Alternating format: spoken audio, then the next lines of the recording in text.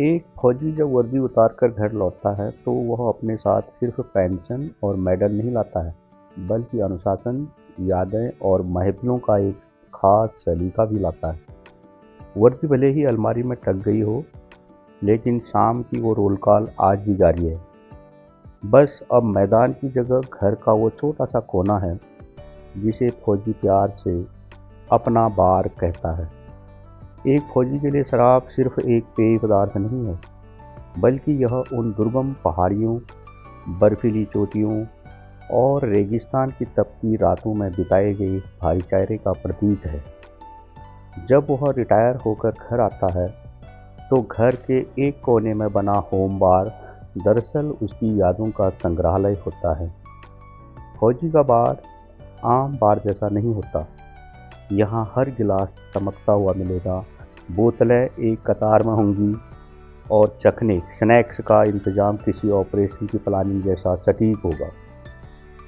Retirement के बाद यह कोना उसे यह एहसास दिलाता है कि भले ही वह यूनिट से दूर है, लेकिन उसकी लाइफस्टाइल आज भी अप टू डेट है।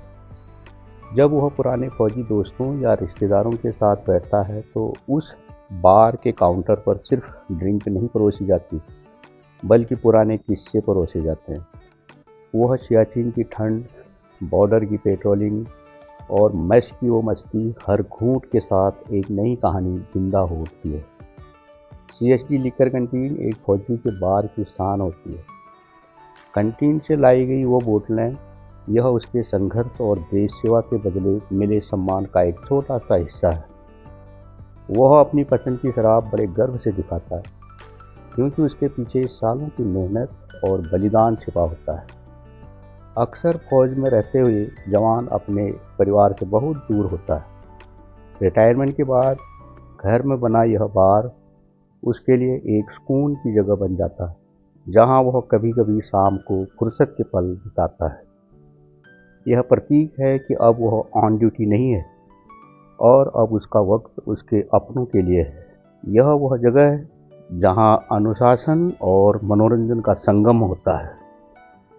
यह कोना चीख चीख कर कहता है, फौजी कभी रिटायर नहीं होता, वह बस अपनी महफिल का मोर्चा बदल देता है।